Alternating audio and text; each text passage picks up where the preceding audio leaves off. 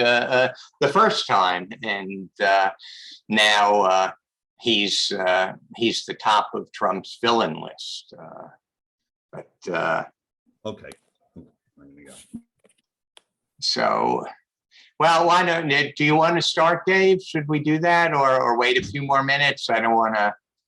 We can start because we'll stay on, and we're not going to leave early. And when you'll have questions, at least we'll get to the questions faster if we start now. That's always the important part. Okay. Well, everybody here, I'm sure, knows Dave Aronberg, our state attorney since 2012. I think everyone knows me, although I should say that when I came down here in 2014, the first thing I did was join the Democratic Club of Delray Beach and became the secretary. And Dave was the guy that came and administered the loyalty oath to all of the new officers at that time. So he has been just a great state attorney. The task force cracking down on sober homes, the human trafficking task force, the conviction of the off-duty police officer. First time a off-duty police officer was convicted for killing some young Black motorist who was stranded on the side of the road waiting for help. But what I remember and was involved with briefly was the workaround after we passed Amendment 4, and then the Republicans went and passed a bill that was effectively a poll tax to prevent the former offenders from regaining their voting rights. And Dave and Carrie Howitt of the Public Defender's Office and Sharon Bach of the county clerk worked out a way to try to get as many of those people re-enfranchised as possible, which was really a great thing. So anyway, why don't you start us off, Dave? Well, Michael, thanks for having me, and it's great to be with my fellow Democrats. I'm actually at home with this virtual background, so lest no one think that I'm in my office talking about politics, but hey, I'm sure the Palm Beach Post will say it anyways. That's right. That's right. Actually, I just got out of a hearing today. I'm a sanctions hearing against the Palm Beach Post. I'm trying to hold them accountable for a series of false accusations they made against my office about the Jeffrey Epstein grand jury transcripts. They were writing a series of misleading stories, how my office was hiding the transcripts from them and concealing them when we never had the transcripts. They knew it. They knew it, but they continued to write the stories. So after they dismissed us from the lawsuit, we then sought sanctions. And 2 years later, waiting for the wheels of justice to move so slowly, we had our hearing today, and I'm sure the Post will cover it with the same objectivity and aplomb that they do for everything else. We won't know for a month, but if we're able to get sanctions, I think it will make a real statement to hold newspaper accountable that has a clear agenda. By the way, whose dog is that? That's a beautiful dog. Is that a beagle? Yeah, it looks like a beagle. Looks like a beagle. We have to know. We have to find out. Karen, that's your beagle. All right. Well, you're muted, Karen. Oh, yeah. Karen, we can't hear you. You're muted. Just press unmute, or David, unmute her. This is there important. We go. Yeah. He's one of the Invigo beagles. We just rescued him a week ago. Oh, wow. Beautiful. What's his name? We call him Odie. His real name was Odysseus, and it was just too much.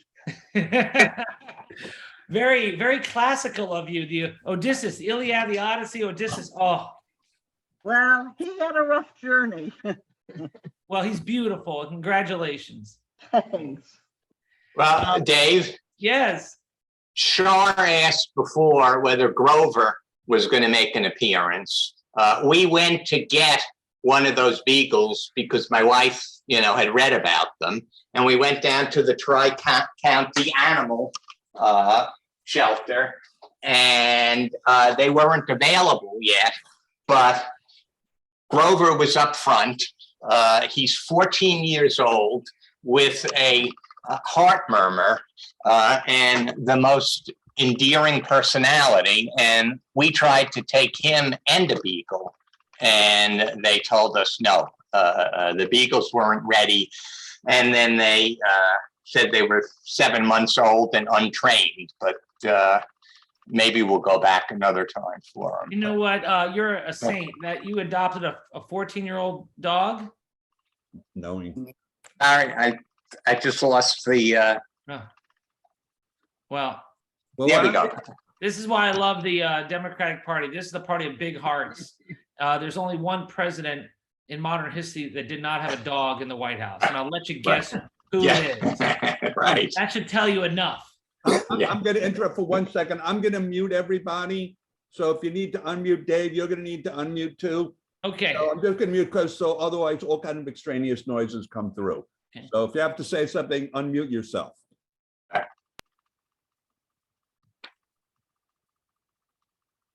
Okay. I think I'm Yeah. still.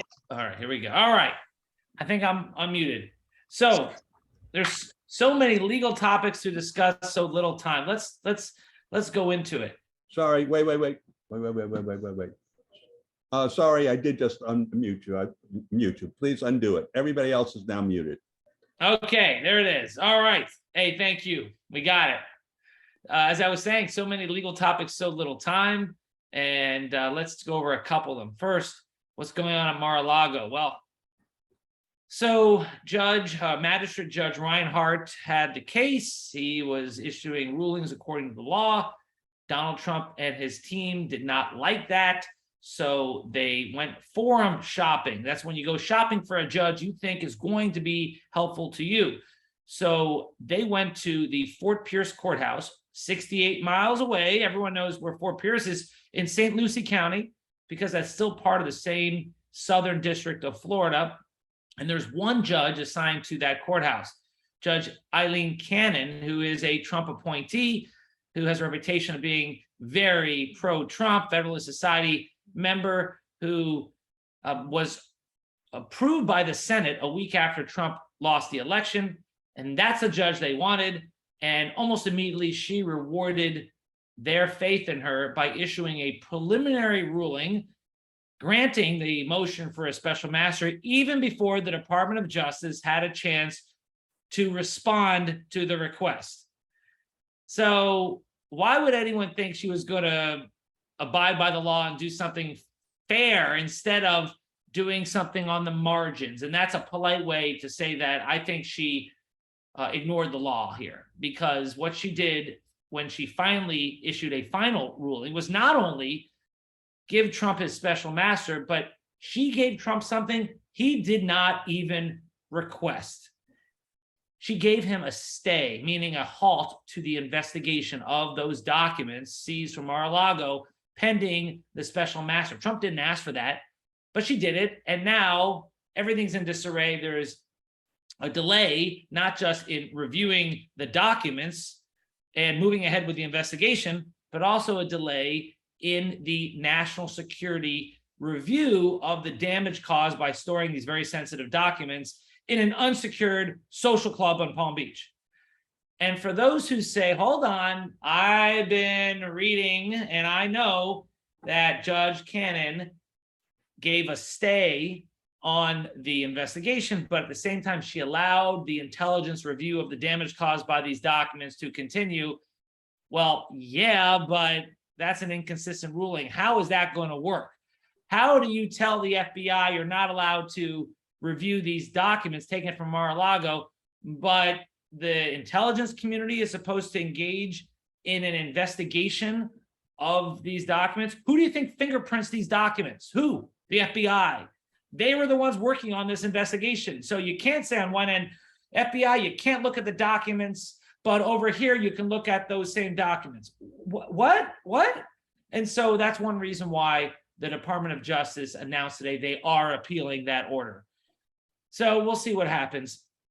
I mean, this 11th Circuit Court of Appeals is conservative. Do you know that half of the judges on that circuit were appointed by former President Trump? This is where we Democrats were a little bit asleep at the wheel because we had success for many years. We had Roe versus Wade. We had judges that followed the law. The Republicans were in it for the long game. They were fighting these fights all the way with their Federalist Society recommendation list, and their goal was to take over the judiciary. And, you know, our side did not seem to care about judges when we voted. Remember Susan Sarandon? Hey, Hillary and Trump are the same. So she voted for Jill Stein. Okay, now are they the same? I mean, judges matter, justices matter.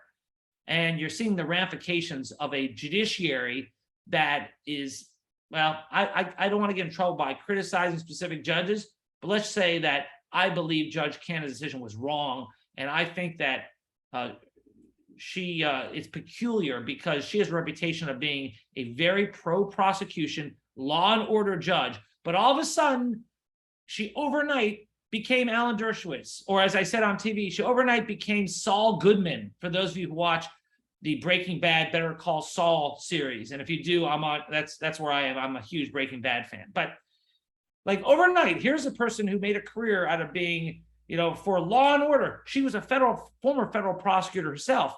But when it comes to Donald Trump, the guy who appointed her to the bench, she's now a civil libertarian. I suspect she's going to switch back and be pro-prosecution when the individual in front of her is not Donald Trump. But that, to me, it shows a problem with the judiciary. That's not equal justice under the law. So we'll see what happens. And you know, when you've lost Bill Barr, when Bill Barr is the voice of reason, you got problems. So that's where we are right now. Here's something. Let's talk about Andrew Warren and Ron DeSantis. Ron DeSantis suspended my colleague, Andrew Warren, from office. Andrew Warren was elected to 2 terms. He was in his 2nd term as state attorney in Hillsborough County. Good guy. Andrew Warren decided to do the following things. He signed on to a letter from a national organization saying that laws against transgendered surgeries, gender-affirming surgeries are wrong-headed and should not be enforced by prosecutors. He also has a policy inside his office that if police stop someone for whatever on a bike or as a pedestrian, that there's a presumption that those people will not be prosecuted, because his policy was that there are unusual numbers of minorities who are stopped on foot or on bike, and he wants to stop racial profiling. So he had a policy in his office that was not popular with law enforcement that said the presumption is we're not going to prosecute these cases. It didn't mean we're not going to in all cases, but the assumption is we're not. And then third, he signed on to a national letter after the Dobbs decision overturning Roe versus Wade, saying that restrictions on abortion that are yet to come should essentially not be enforced by prosecutors. So for those 3 reasons, Governor DeSantis suspended him from office. I don't remember this ever being done before. Governor Rick Scott had a situation in Orlando with Aramis Ayala, who now is the Democratic nominee for Attorney General, where she announced, because there was a case in front of her about the death penalty, that she not only would not apply the death penalty to that case, but she would never apply the death penalty in any case. So Governor Scott took away the death penalty case and gave it to another state attorney.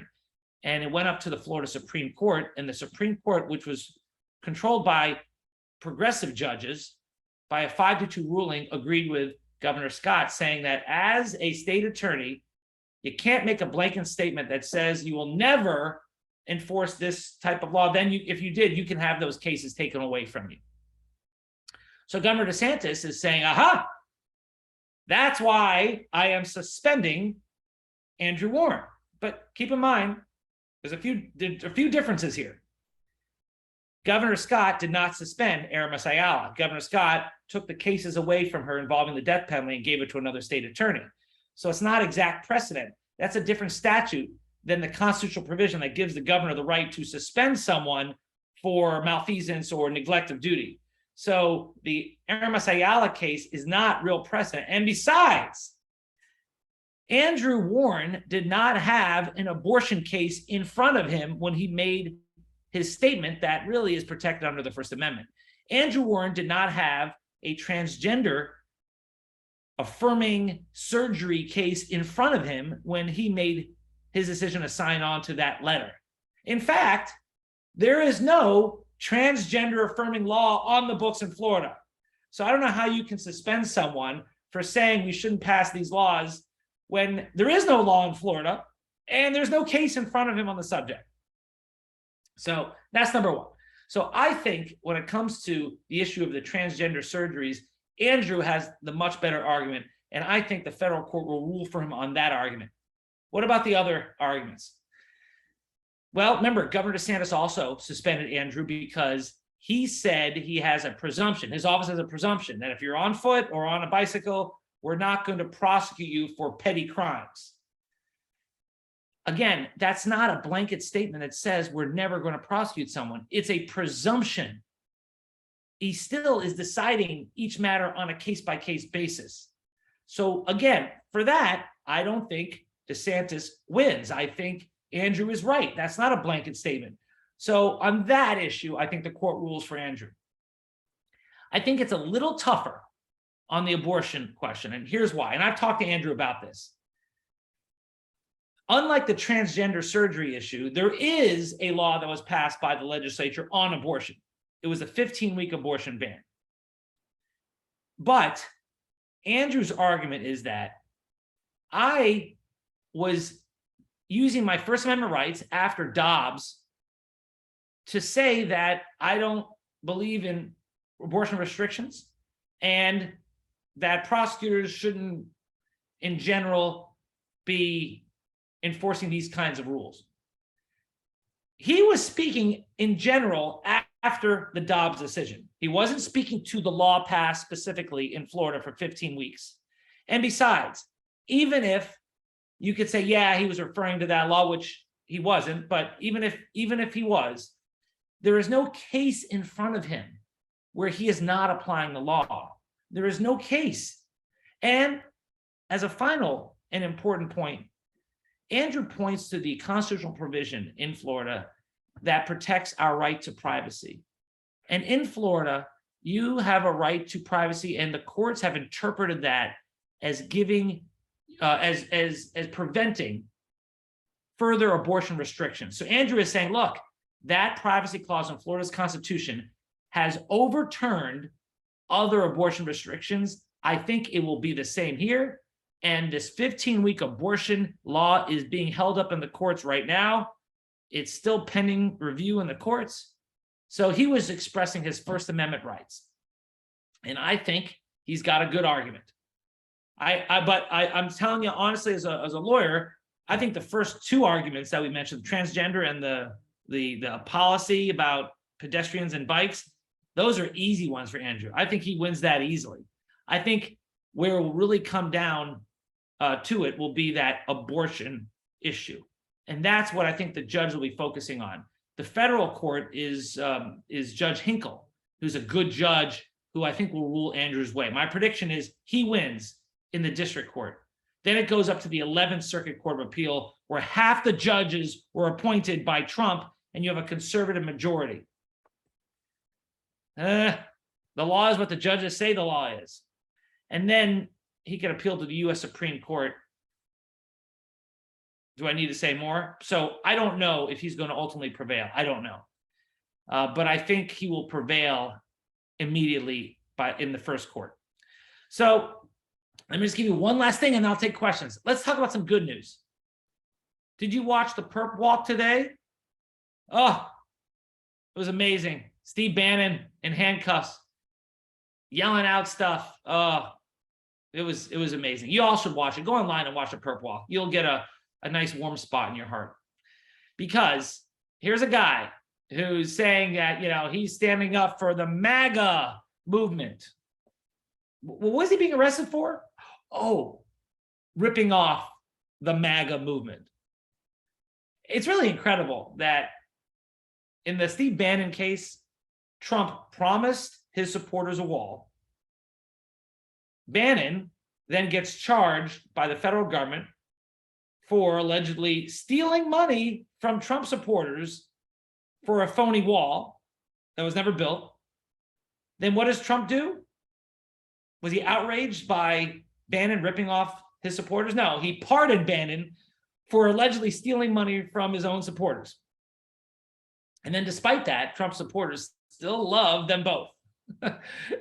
And so now there could be some accountability in Manhattan. My counterpart up there, Alvin Bragg Jr., who I went to college with, by the way, he is now prosecuting Steve Bannon for the same thing the feds were prosecuting for, but that was short-circuited by the pardon. And by the way, Trump didn't pardon Bannon's co-defendants. They were not saved by a pardon. They both pled guilty, and now they're facing many years in federal prison. So Steve Bannon is facing these same charges at the state level. A federal pardon does not affect state charges. And for those who say, well, Paul Manafort was pardoned, and when that same office tried to prosecute him, the courts threw it out. Yes, here's the difference. Paul Manafort was already tried and convicted of financial crimes in federal court before he was pardoned. Once you've been tried a first time, you can't try that person again. It's called double jeopardy. It's in the Fifth Amendment. Steve Bannon was never tried. He was never put on trial. He got the pardon before he was put on trial. So yes, it's game on in Manhattan, and they've got a good case against him. So Steve Bannon is facing a month or two in prison for the contempt of Congress conviction. And now I suspect he'll spend more time in prison on this charge. So yes, justice is slow, but justice eventually finds you. And that should be a lesson for others in the MAGA world. So that is my speech for today, and I look forward to the questions. Let me jump in. I've heard you before talk about Merrick Garland and express disappointment, as so many of us had, while the January 6th committee was charging ahead and was just doing fabulous work. Merrick Garland was like puttering around in the background. Yet, I actually wrote an article about this, whether he could be the opposite of Robert Mueller.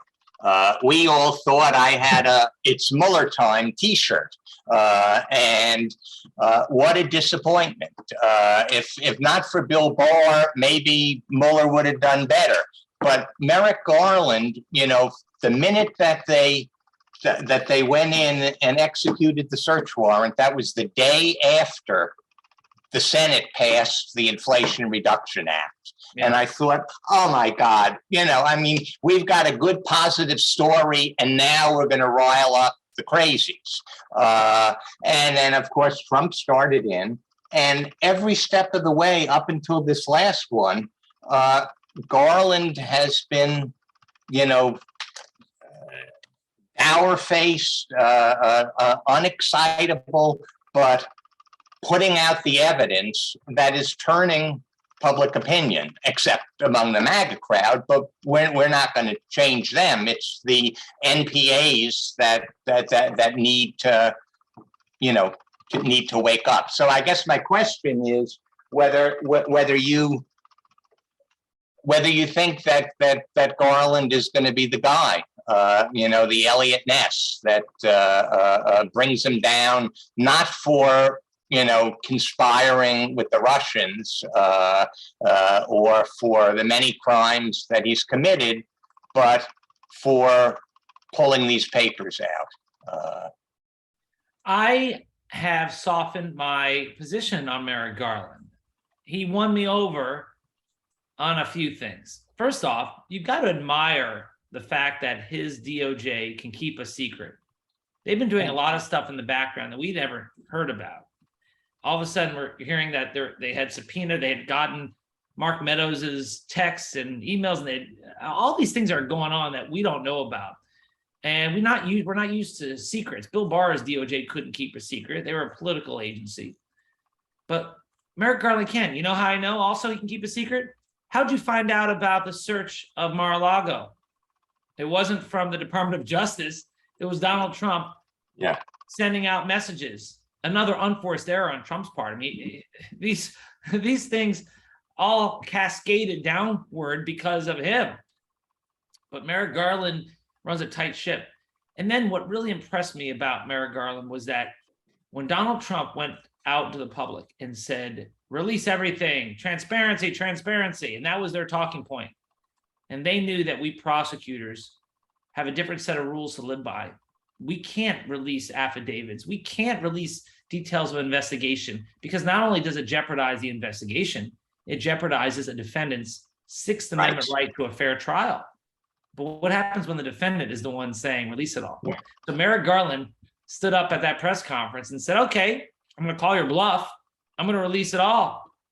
And then it was up to Trump to say, does he agree with it or not? And Trump was like, he didn't take a position. Didn't expect that. After he did that, I said that Merrick Garland that was a gangster move. I said, MG is the OG. A lot of the young people like that line, but so MG is the OG. So Merrick Garland, he showed me he knows how to play the game better than I thought he would because, Trump is playing a political game. Merrick Garland understands it better than I thought he would.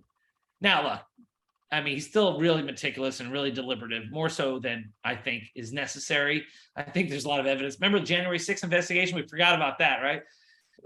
But I think they're getting there. And I do believe that Trump is more likely than not going to be indicted after the midterm elections. And think about when we were last talking about this. We thought Trump eventually would get justice, but I don't think any of us predicted it would be over sensitive documents. The document stuff had been known for a while, right? We knew about this. He was putting them in the toilet. He was eating them. He was tearing them up. But I guess none of us thought it would be nuclear secrets. Come on. And you know how it shows consciousness of guilt. Consciousness of guilt can be demonstrated by the fact that every week he has a new defense. The FBI planted it. They were all declassified. Obama was worse. They were mine all along. I needed them for a library. I'm writing a book on it.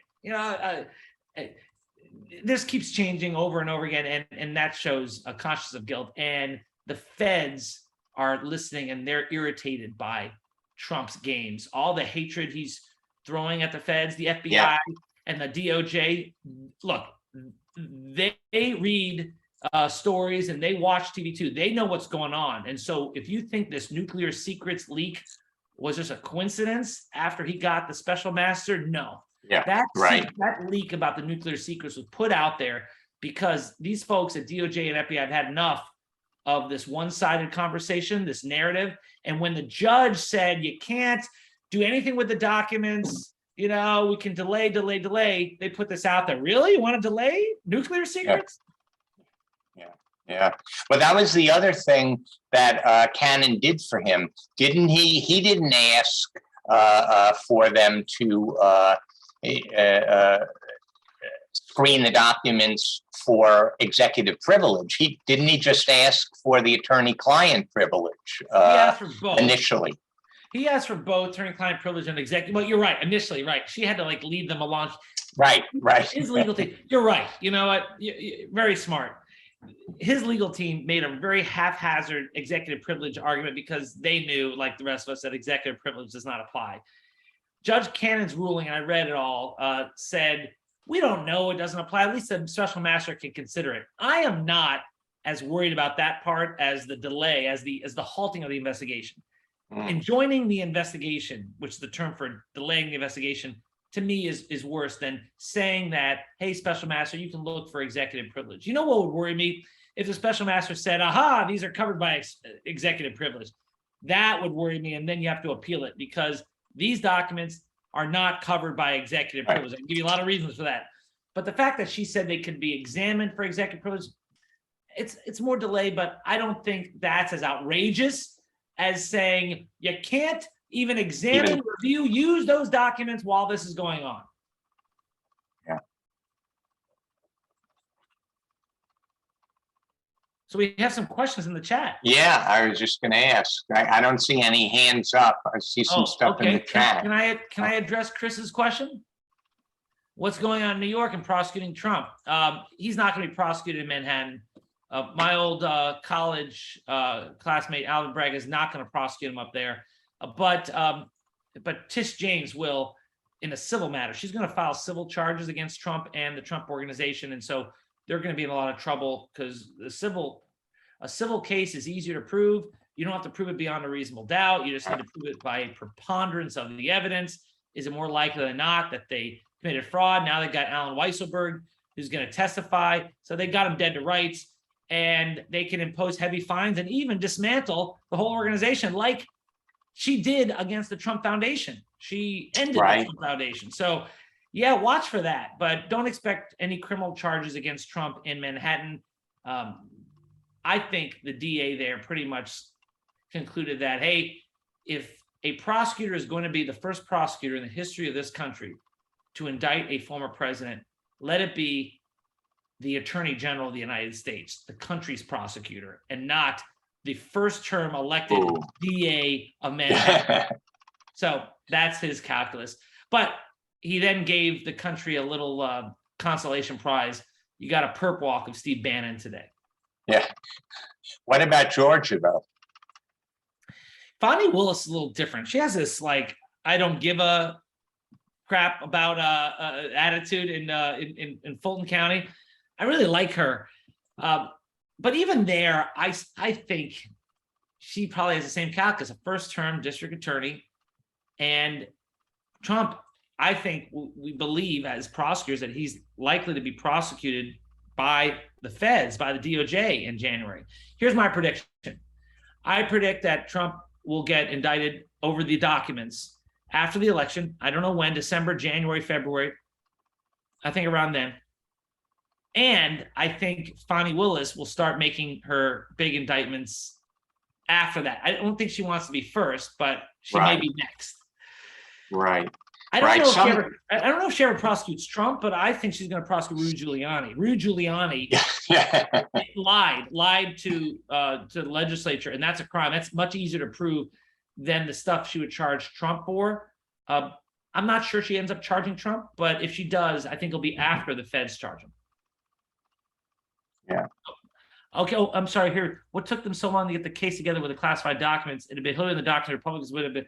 Yeah, well, DOJ deferred to Trump. The squeaky wheel gets the grease. They kept appeasing him and giving him more time and more delays and then the subpoena went out. He didn't. And then they got people within Mar-a-Lago saying, "Hey, there's more here." That should worry Trump. You got insiders saying this, and then they finally couldn't wait any longer and sent in the FBI. But yeah, I think actually it gives Trump a defense. The defense would be, you think this is so valuable? Why didn't you come get it right away? You knew we had this stuff. You didn't get it right away. Well, the answer is no. The reason why they didn't get it right away is because the Trump world lied to the feds. They were saying, yeah, we gave it back. Everything's great. We gave it back. Yeah. That's why they had the delay. All right. So the next question is, what do you think of the way the appeal was worded? The asking the judge to reconsider the stay, and if not, they would appeal, giving her the opportunity to correct her ruling. I think those federal prosecutors are brilliant. I mean, they really know what they're doing. I mean, this shows you these guys are pros. They're covering all their bases. Reconsider it, but if you don't do it by a certain date, we're appealing. Kudos. Those major respect to them. Who goes to jail for the fake electors? Well, that's an active and ongoing investigation, and I think someone's going to go to jail. I think the people who organized it now, will they trace it all the way to Donald Trump himself? I don't know about that, but I think the organizer, and it again points to Rudy Giuliani and some of those fake electors. If you sign your name on a fraudulent document, you can be prosecuted. So I think you may have here what you're having with January 6th, a bunch of low-level idiots who get prosecuted while the big guys on top, there's a delay in finally charging them. But that's Merrick Garland's career, where he goes from the bottom to the top. That's a mark of his prosecutorial style. And I think you don't have to do it that way. You can, if you have enough evidence, go get the people at the top. But that's his style, and it's probably a little too deliberate for me. But again, I've softened my criticisms of him because I think he's going to get there. He's been a judge his whole life, whereas Mueller had been a prosecutor, and you too. So it's a different style. Michael, actually, Merrick Garland was a prosecutor before he became a judge. He was the one to prosecute the Oklahoma City bombing case. So but I think he forgot that side of his career for a while. He had to be reminded of the fact that we prosecutors are different than judges. We prosecutors don't have to worry about, making both sides, just like, hey, I will hear both sides out, and then I will make a decision in due time. And we'll just make sure that everyone's happy if possible. No, prosecutors, here's the evidence. We're going to go. Be aggressive and not care what people think about you.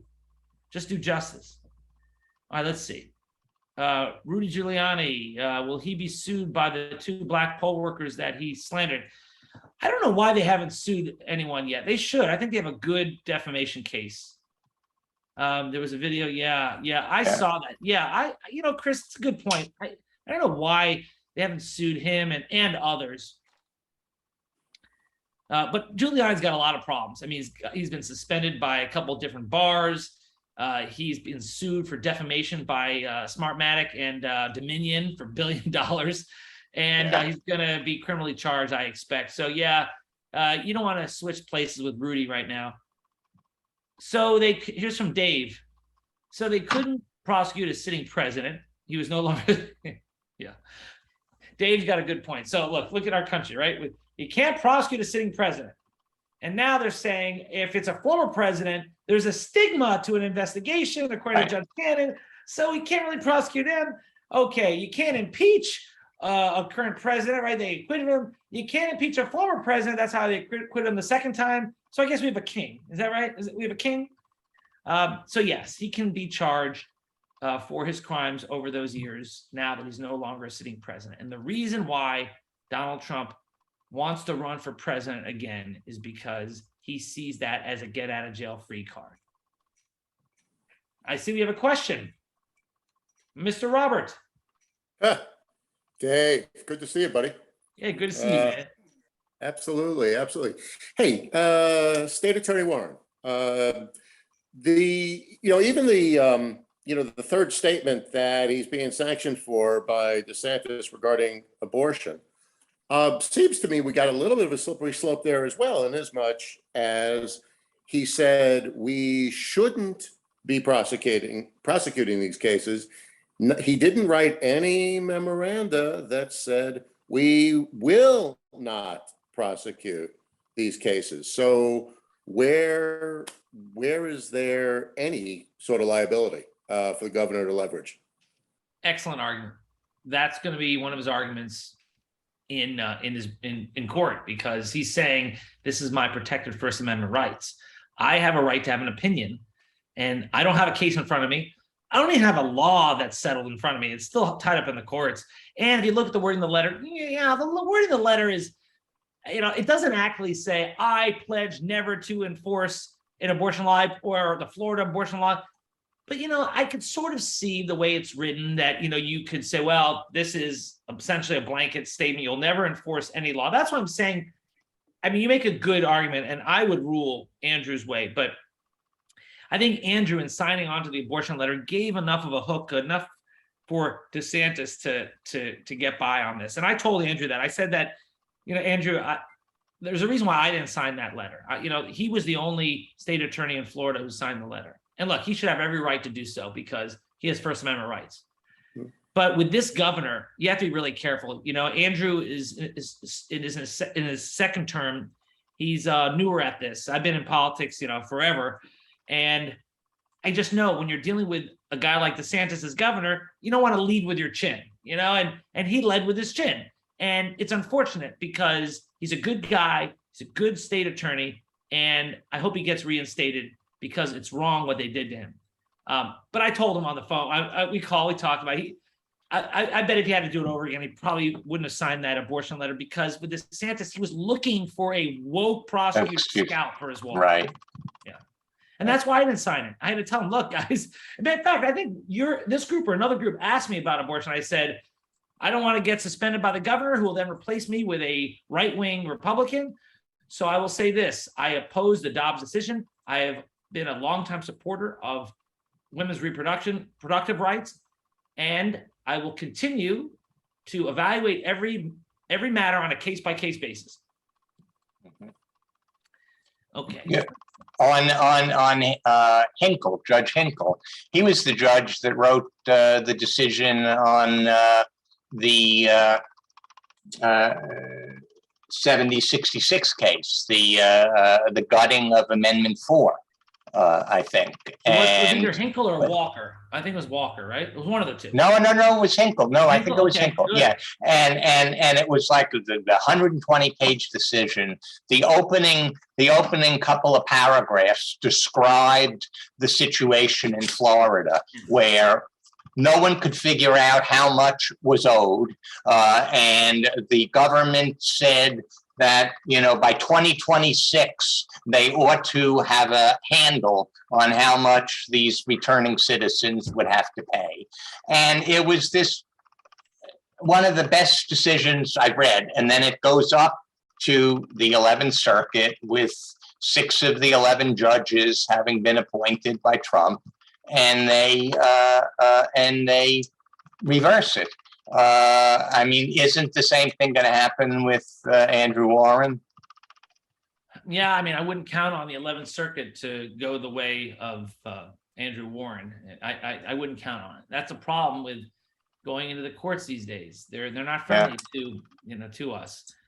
Yeah, I see Chris asked about other DeSantis things. Yeah, I mean, DeSantis is doing all these unconstitutional acts, like the anti-social media law, the anti-woke law. I mean, whenever you're trying to suppress free speech and trying to allow parents who get upset at something that their teacher may have said, they can sue the schools. I mean, there's a lot of these laws that are there. The only benefit of these laws is to make money for the trial lawyers that the state employs at $700 an hour. I think eventually they'll be overthrown by the courts. But in the meantime, you've got these laws that chill free speech. Chris is mentioning about the librarians resigning as they've been labeled child traffickers. I mean, this is crazy. But that's the best way to fix this, is to vote. Charlie Crist has a real shot. I saw some polls. He does. Yeah. And look, it's going to be tough because DeSantis has gobs and gobs of money, but he keeps stepping in it. He keeps pushing it too far. I mean, I do think that the arrests of these 20 individuals for election fraud, I mean, I think that's an embarrassment for him if the cases fall apart. And the cases look like they're falling apart. I mean, if the state tells you can vote and you vote, how do you prosecute someone for that? But I'm not the one prosecuting. That's a statewide prosecutor. So I've not read all the pleadings and seen all the details. So I reserve my opinion, but that's my general view of it. I don't want to get in trouble. Can a president pardon himself? I don't think so. Although it's never been tested. I don't think so. Oh, Charlie, thanks, man. You have a growing national profile. Yeah, I've been doing a lot more CNN lately. That's one thing that Trump has been really good for, getting me on TV, right? I've been doing a lot more as the Palm Beach state attorney. It's fun when they have these like legal experts, Andrew McCabe, Dana Bash, and the Palm Beach County state attorney. You're like, hey, guys. So I love doing it and doing Morning Joe, although I wasn't on Morning Joe this week, and I suspect now with Queen Elizabeth's passing, I won't be on tomorrow. But I love doing it. I do it before work and after work, and it's like other people have hobbies. That's my hobby. Are you, or would you consider higher political office? Yeah, I would. It just depends. It's tough though in Florida. We'll see this cycle. Can Val Demings pull it off? I'm hopeful. Yeah. But I would consider it in the future. I love what I do, and you never know what the future holds. Although at some point, I've been doing public service pretty much my whole career. I may have to make some money in the private sector for a couple of years. We'll see when that day comes. Maybe before I'm 90, before I retire, I could we'll see. but I love doing this. I mean, public service is a gift, and I'm thankful for these opportunities. But with all the prices going up and rents going up, it is tough. I see all my prosecutors; they're having trouble making ends meet, and I feel for them. The state of Florida doesn't pay them what they are worth. Okay, let's see. When is Chris going to pull out a message and be more visible? Put out a message. Yeah. He is putting out a message, but you're not hearing it because he has no money to go on TV. All you hear is that Chris wants to defund the police, which is such a lie. How many years are they going to keep saying that nonsense? There is not one Democratic elected official that has said defund the police. I remember Joe Biden, in fact, saying at the State of the Union, we should fund the police. Maybe they were watching a different program than I. In fact, the only people I see saying defund the police are the Republicans. They're saying defund the FBI. Yeah. That's the federal police. Mhm. Oh, thank you, Char. Chris is on The View tomorrow morning. That's good. Yeah. Good for Chuck. Char, Charlie- Char, if you could post the link. He had a two-minute YouTube video, Chris, that was absolutely fabulous. I mean, I really think he has a good shot. The only thing that's going to hurt him are the Democrats, and I've debated some of them, who say, I won't vote for him. He was a Republican. No. I said, he was a Republican 12 years ago. When I came down here, my Aunt Marion Kulik, I think you probably knew her, David's mother, she said to me, he was running against Scott. And she said, Charlie used to be a Republican, but I always had a soft spot for him. And then she told me about the clemencies that were granted. Yeah. And he granted all of these clemencies to people who were not going to vote for a Republican. And he did it because it was the right thing to do. And that's, I mean, go ahead. It's even more than that. I was a state senator when Charlie was governor. He was great to us. An open door. I mean, this is so different than it is today with DeSantis, who demonizes Democrats. Do you know that do you remember this? There was a problem with the voting machines in Miami-Dade County. And this was it was an important election. I think it was Obama's election. Obama was on the ballot, and the Democratic county, Dade County, had a problem. And they had all these lines outside. And Governor Chris ordered the machines and the polling places to stay open for an extra hour or two until all the lines could be accommodated. He did that as a Republican governor, which helped Obama win the state of Florida. Could you see DeSantis doing that? Yeah. So, yeah, he used to be a Republican, but even then, he was still a good guy and not what you have today. And look, he's a Democrat now. What do you think? He's going to go back and he's a Trojan horse, and he's going to go back and people should rally behind him. Here's one thing. I think that he can win, especially if I think we need to convince Donald Trump to go after DeSantis. Trump hates DeSantis. Yeah. And Trump needs to realize you either go after him now or you go after him later, because he's running against you for president. You take care of him now, or you're going to have to face him later. So maybe someone can get that to him.